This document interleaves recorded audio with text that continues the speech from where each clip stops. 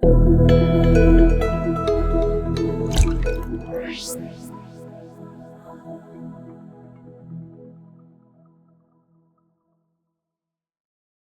for me, being a hairstylist as well as a trichologist, it's like the best of both worlds. You have, in a sense, just like having a nurse and a doctor. You know, the nurse is at the bedside, just like the hairstylist. I feel like I'm at the bedside. I'm behind the chair. I get a chance to see firsthand what exactly I'm looking over and now analyzing in that scalp. But then with trichology, just like the doctor, now I'm here to treat and heal. And help you to discover what is the root cause of your issue. So to me, that's how I would equate being a hairstylist as well as a trichologist at the same time.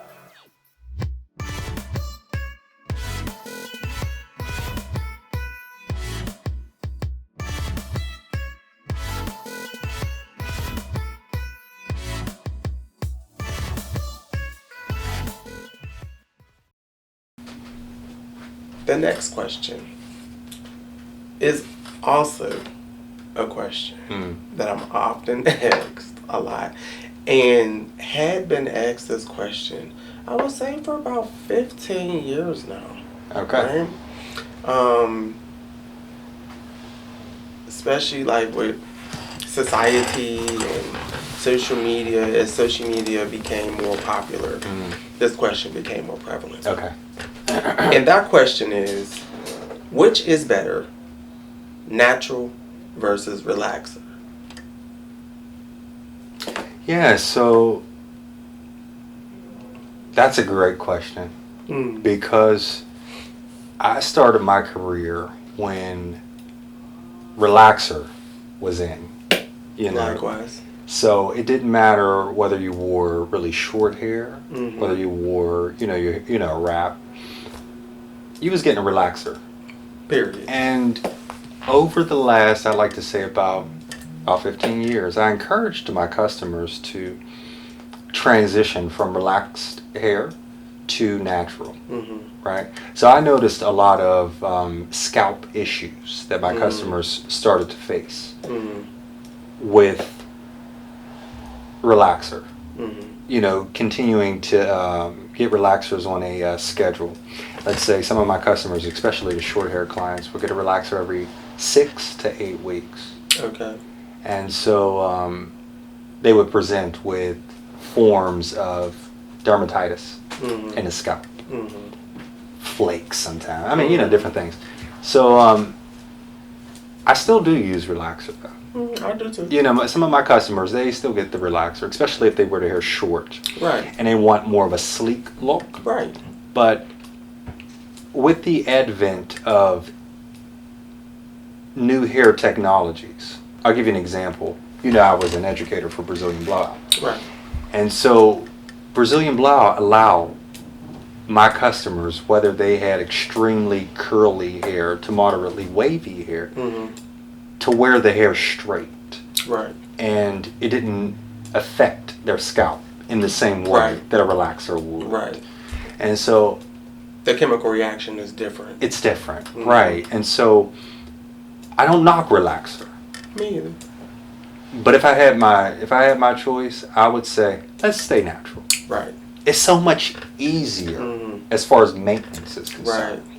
You know what I mean? Right. If you don't see me, if you have, time constraints or even budget constraints, and you don't see me, and you can't see me every 6 to 8 weeks, if the hair's natural, you're not going to have an issue with maintaining it yourself. You could just go back to curly hair.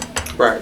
You know what I mean? Right. And so that's how I feel about relaxed versus natural hair. Yeah. Okay, so, and I totally agree with you. Like, I started my career the same way, relaxer, Marcel curlers, the dirty steel. Yes. Dirty steel. I love dirty steel. The little bit of lube for that steel, or else it's going to burn. That's it. So that was what I knew. Growing up, everybody got a relaxer. So What I seen though, like you talked about, like the contact dermatitis, right? You have people who have dermatitis issues, you know, like eczema, you know, psoriasis. These issues really are kind of like inflamed conditions, right? So they don't really cater to relaxer. Yeah, relaxer exacerbates them. Right, it definitely is going to, yes, exactly. It's going to irritate it. It's going to definitely create more irritation. So that's one issue. But like you talked about hairstyle, there's certain styles, I'm sorry, you have to get a relaxer for it. Yeah. Like, this style is only going to look its best once it's sleek and straightened out with this chemical straightener, right?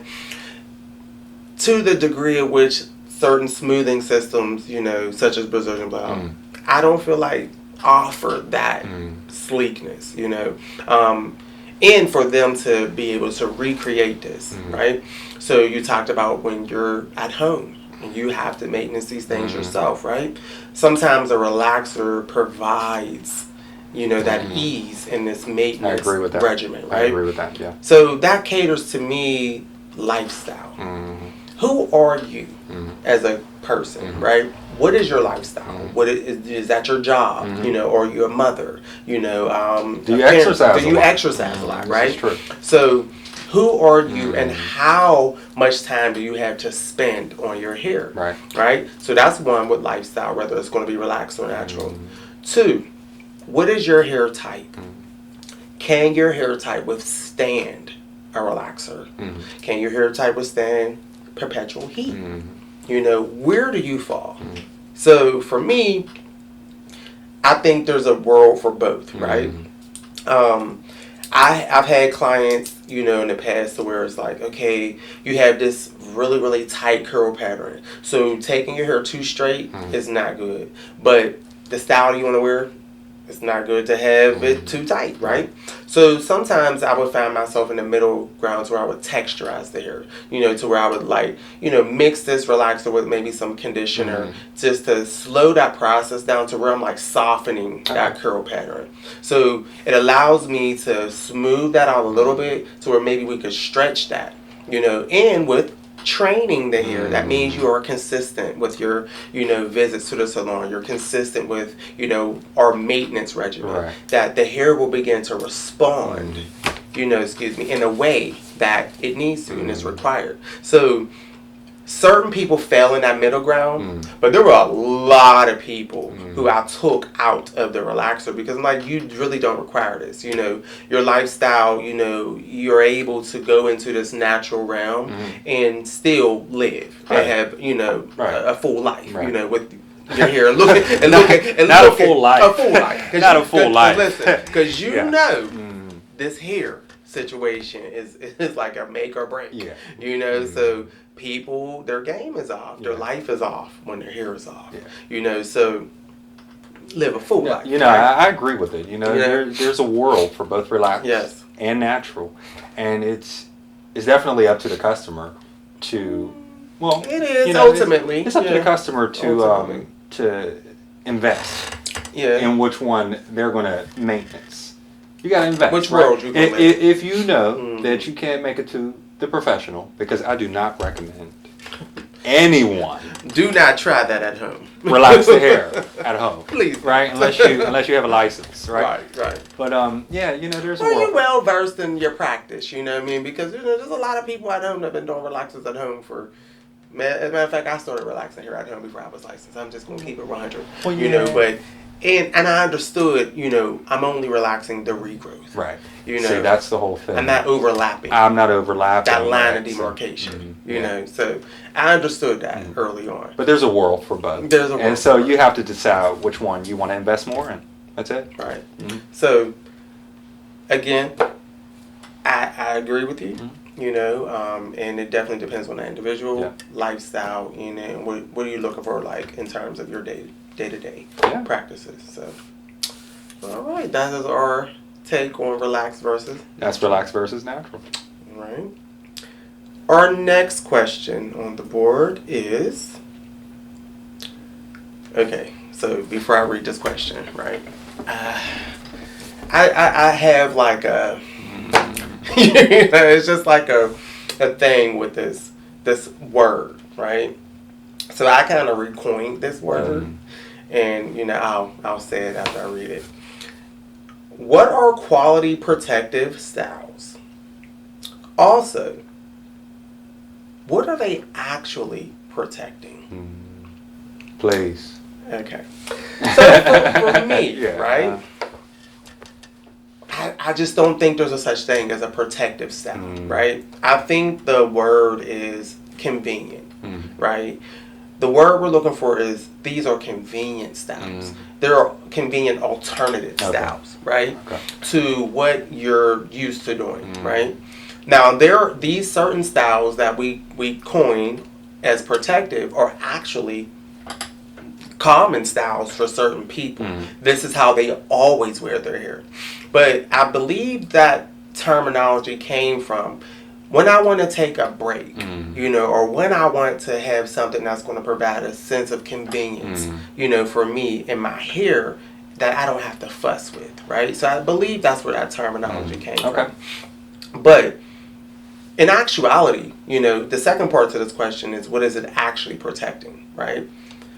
A lot of times I feel like these styles create more damage to the hair than actually protect them. There are some responsible approaches to some of these styles that can be less damaging, right? But we have to understand that there may be some casualties, so to speak, in certain stylings. Give me an example. Like braids. Okay. Braids is probably the number one protective style, right? Across the board, okay? For the individuals who wear protective styles, I think braids are going to be the number one. Now, I prefer knotless box braids over knotted box braids, right? Okay. And the reason being is because it's less tension and stress, at the application and putting it in. You begin with this individual's real hair, and then you slowly feed in this hair. And to me, that hair is really just providing like a sense of like glue, so to speak, to hold this braid together. But what I find the issue is a lot of individuals like to add too much hair to this braid. This block is this big, but this hair is this big, so they're adding like extra weight onto a base that cannot withstand or handle this tension and this stress. So there now we come up on traction alopecia. I agree with that. So I think with that's not protective. But you did it for convenience. Maybe you were going on vacation. Maybe your stylist was going to be off for a length of time. And you needed something to carry you through or bridge that gap. You got braids, But I think consulting that stylist, first to say, how can I responsibly do this style without returning to you in shambles? Now we have to rebuild, what we've built, or what you've broken down, So, to me, I like convenient styles or alternative convenient styles versus protective styles. And again, I don't know if they're often, protective. Okay. Versus, just more so convenient. And being responsible in how you wear them. It's like there still is a maintenance regimen while wearing these styles. Correct. You can't just like set it and let it. It's not a crock pot. It's not a crock pot style. It's like it's just like correct. We have to still maintenance and manage this. So I agree with that. That is like my gripe a little bit, I'll call it. So you don't see a difference between protective and convenient? There's a major difference. You think that they're used interchangeably, or no? I think it's used incorrectly. I think the word protective is not the right word. Okay. I think convenient or like alternative convenient styles is the best term for that. As a hair practitioner. Okay, cool. So I'm inclined to agree with virtually everything you said. Yep, I'm inclined to agree with it. I do think that practicing responsible maintenance of the hair is going to ensure the integrity of the hair. But if you decide you want to take a break, just like how you explained, then that's fine. But I don't necessarily look at it as protective, especially if it's not installed responsibly. So I agree with that. So I agree with that. just to touch upon that maintenance, right? So for me, if I don't disagree with these styles, entirely. I don't. I think there is a place for them, right? Just like relaxer, there's a place, right? But for instance, I have a client that's going out on maternity leave. I had an extensive conversation with her prior to her getting her hair braided. Okay. I actually suggested the braider that I wanted her to go to because I understood that she would do it responsibly. She and we converse. So she understands why I'm telling her to do a certain thing. The stylist, right? So I always instruct larger blocks with less hair feed it into each individual braid. But prior to that, you need to do a deep conditioning on this hair, right? You need to moisturize. Because this hair that you're adding to your hair is absorbent. Right. And then it becomes abrasive, right? So it's like a sponge, just sucking the life out of this hair, right? So we need to load this hair with moisture prior to that. Begins with the shampoo and conditioning process and then the leave-in process, right? But while wearing these braids, you have a method that we're going to touch upon because the question is on this board. That's great. Right? And I know where you're going with it. Right. But yeah, you need to make sure that you're constantly replenishing this moisture. And part of that replenishing process is cleansing. I agree. You need to cleanse. And I understand that's like so taboo with these types of styles because people are like, wait, I spent $300 on these braids. And you want me to wash my... That's so true. That's right? So true. And I get that, right? But back to investment and investing responsibly. Correct. This is why I suggest certain types of styles or certain type of braids for a length of time because that's also important. The length of time that wearing these styles is key. It should not go past a certain expiration date. So you shouldn't be wearing them so long anyway. Right? That they've become locks. Right. Yeah. Or dreadful dreads, right? So, and that matted, matted in the scalp, So cleansing and then replenishing, with moisturizing. And there is a moisturizer. I always believe liquid moisturizers, like leave-in conditioners. I love Jerry Curl spray. So do I. Right. So do I. It's very hydrating, and it helps retain that moisture because one of the main ingredients in this liquid solution is glycerin. Glycerin is a humectant, but it also seals and locks and holds, right? So that is why I like Jerry Curl spray, and a lot of leave-in conditioners have that as well. Sure. But then you follow up with like a cream, or an oil, but never on the scalp. Never on the scalp. I don't even mind like a petroleum-based product. Yes. Right? I still believe in grease. On the hair shaft. On the hair shaft only. Yeah.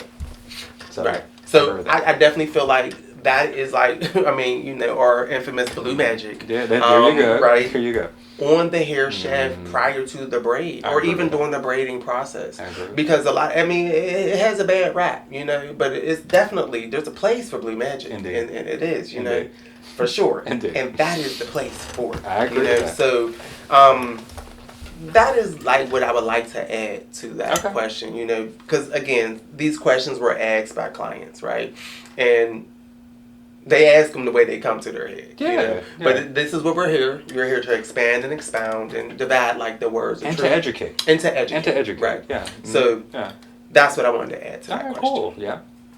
All right. So anything else to say about that? Okay. No. All right. So here is another style, right? The next question is another style that is like, it's like it hit the world like a storm, like a cyclone. Okay. Well, what's that? And it took off, and I feel like we need to pull back from it just a little bit. This question is touching upon this protective style, because this is a protective style, and I have some things to say about it. Is how much time should I wear a wig before I need to give my hair and scalp a break? Yeah. And so I have actually a lot to say about that. Okay. So most wigs, they have elastic bands Mm-hmm. to secure the wig Mm-hmm. on the scalp, in addition to clips and things like that. But there's a band there that's placed around the perimeter Mm-hmm. of the hairline, right? Mm-hmm. I think that wigs are quite dangerous. Okay. Yeah, and I do, because a lot of people don't realize that the elastic band, when you're shifting, just scratching the wig and trying to readjust the wig, Mm-hmm. it's creating an alopecia, Mm-hmm. a scarred alopecia, like a Mm. traction alopecia, Mhm. especially if it continues to rub the exact same area over and over again. In addition, I don't think a lot of people realize how fragile the hairline is in general. Right. And so to have that much pressure on the hairline continuously cuts the circulation off Mm-hmm. to the hair itself. Mm-hmm. And so, to me, I think wigs, if you can, literally, you should wear them as sparingly as possible. That's what I think. Kind of like a good hat. Kind of like a nice hat. Right. You know what I mean? We all need a good hat. That's it. You know what I mean? We need to throw our brim on sometime. But this is Or a true, little right? fanny cap, right? But Right. just Right. one and done. Boom, boom. Right. Right. Something like that. And I agree with you. You know, wigs at times should be utilized as like, on a seldom, regimen. Yeah. However, glueless wigs, like you talked about with the band, they also have comb pieces inside of them too, right? So this wig should not be a permanent fixture, especially if you have hair. That's a great point. Right? That's a great point. If you have hair on your head, That's a great wear point. it. And every lusciousness of it, whether it's a tight curl to a wave to straight, wear your hair. Allow your hair and scalp to breathe, right? Great point. So, but I'm not complete enemies with the wig, Like the glueless wigs, I think, can be worn daily, right?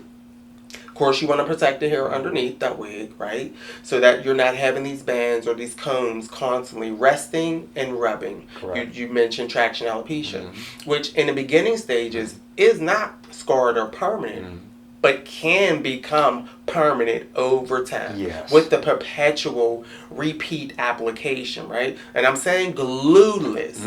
I do not agree with the adhesive wigs, Right. because they're usually not applied properly. And a lot of individuals are applying them themselves. Correct. Right? So they're doing them irresponsibly, right? Correct.